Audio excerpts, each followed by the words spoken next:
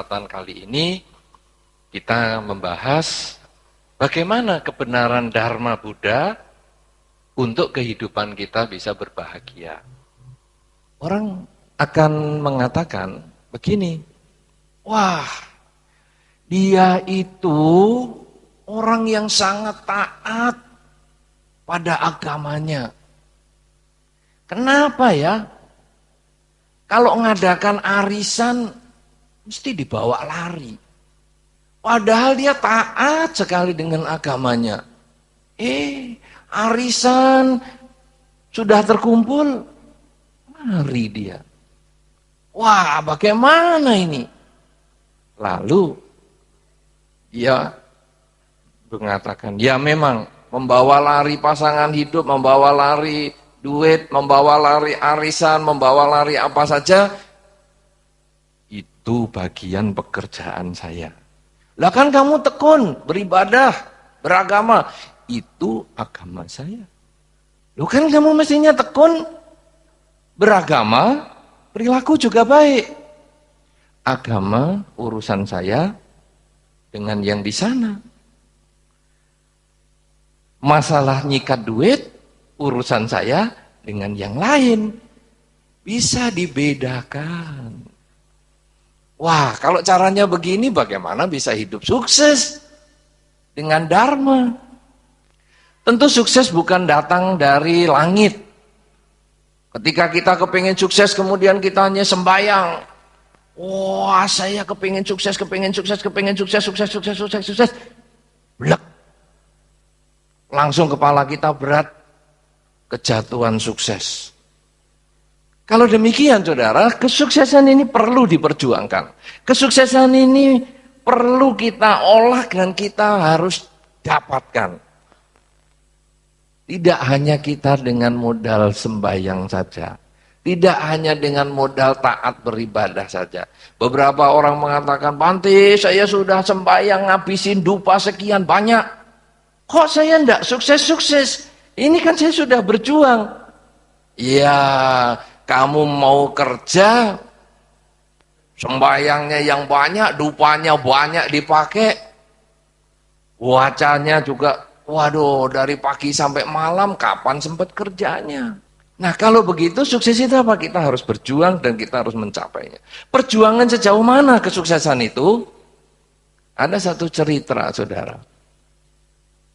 Ada seseorang pengusaha yang bertemu dengan seorang guru. Kemudian pengusaha ini bertanya kepada guru tersebut. Guru, saya sembahyang sudah. Saya kerja sudah. Saya berbuat baik, ya sudah. Tapi kok enggak sukses-sukses? Apa ini yang menjadi sebab? Kemudian sang guru mengatakan begini, ayo kamu ikut saya. Kemudian guru ini mengajak si pedagang yang kepingin kaya dan berhasil di dalam pekerjaan, karena sukses bukan tentu hanya dalam ekonomi saja. Sukses yang dimaksudkan di sini bisa di bidang ekonomi, sukses di dalam rumah tangga, sukses di dalam kehidupan bermasyarakat, sukses di dalam menempuh pendidikan. Ayo, sini kalau kamu mau. Nah, kemudian oleh si guru tersebut, sang pedagang diajak masuk ke dalam sebuah sungai yang cukup dalam. Kamu di sini dulu ya. Loh, apa saya kalau mau sukses harus berendam? Kan kalau berendam tengah malam, ya pakai kemenyan yang gede-gede. Oh enggak, kamu di sini aja dulu. Terus apa? Sudah 1 jam begitu, terus apa? Tunggu lagi. Loh, saya ini kepengen sukses. Kok cuma suruh kungkum, suruh berendam di air begini? Oh, kamu pengen sukses ya? Ya, saya lupa tadi kata sang guru. Begini, mau sukses. Langsung kepalanya si pedagang ini dipegang. Oh, guru mau memberkahi saya ya? Bukan. Saya mau ndelepno kamu. Kepalanya langsung dimasukkan ke dalam air. Nyet. Wah, ini si pedagang mancal-mancal. Wah, terus dipegang gini kepalanya sampai ngos-ngosan. Wah, minum air sungai cukup banyak. Sudah, ayo kita ke pinggir, duduk di pinggir. Kemudian gurunya bertanya lagi. Sudah tahu ilmunya sukses? Ilmu apa? Oh, saya mau dibunuh malah ilmu. Begini, kamu tadi waktu saya masukkan kepalamu ke dalam air, apa yang kamu rasakan? Ya enggak bisa napas. Apa yang ingin kamu lakukan? Ya bernafas. Gimana caranya? Ya saya berusaha semaksimal mungkin. Saya mancal sana, saya mancal sini. Kalau perlu ya nuduki kamu. Oh, kamu yang blebokno saya. Itu rumusnya sukses. Kalau kamu mau sukses, kamu harus berjuang seperti kamu tenggelam ini tadi. Kamu berusaha semaksimal mungkin. Kamu ingin mendapatkan kesuksesan itu seperti kamu ingin mendapatkan sedikit udara agar kamu bisa bertahan hidup. Kalau kamu kepingin sukses sambil santai-santai, sambil malas-males, bagaimana bisa sukses? Jadi sukses itu memang butuh diperjuangkan dengan sekuat tenaga. Seseorang akan maju, seseorang akan berhasil. Nomor satu, carilah lingkungan yang tepat. Jadi kalau kita seorang pelajar, carilah lingkungan yang satu level pencapaiannya daripada kita. Misalnya kita rata-rata IP kita misalnya 2,5. Cari lingkungan teman-teman kita yang IP-nya 3. Atau yang IP-nya 3,5. Atau yang IP-nya 4. Kalau ada sih 4,5. Kalau ada, sayangnya belum ada. Pokoknya cari yang satu level di atas kita. Kalau 2,5 ya carilah yang 3 atau 3,5. Untuk apa? Agar kita bisa belajar dengan dia.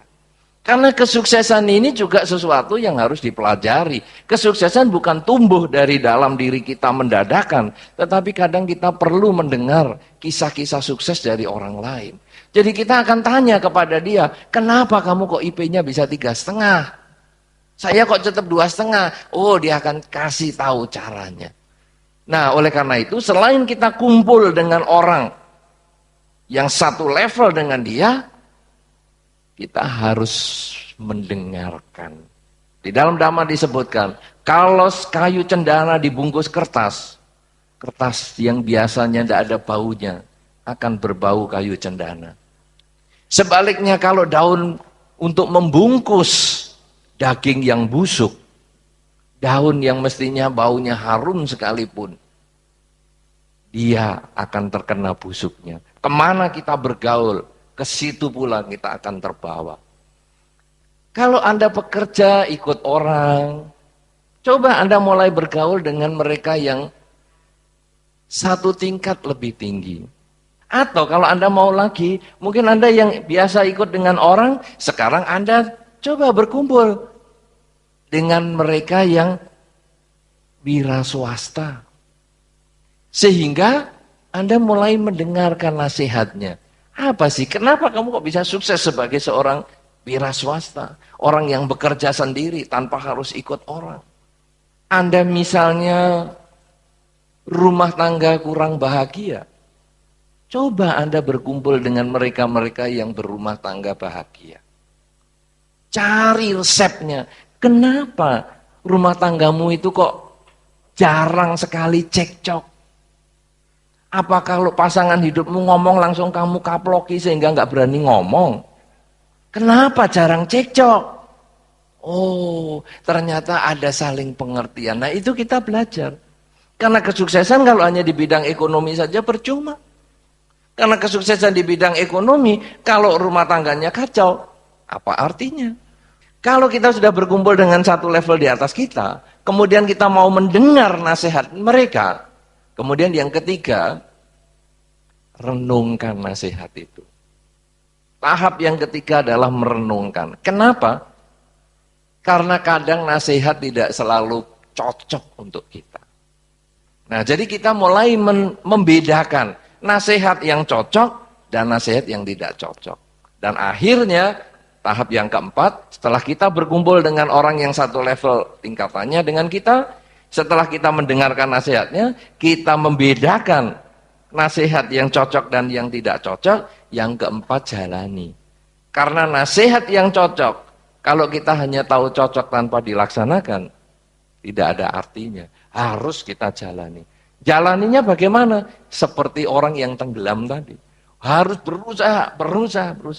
Dan pada saat itulah kesuksesan dalam rumah tangga, kesuksesan dalam ekonomi, dalam kesehatan, dalam pendidikan, dalam segala segi apapun juga, 4 cara ini akan bisa Anda capai, bisa Anda tempuh, bisa Anda lakukan, sehingga mencapai kesuksesan yang ingin Anda harapkan.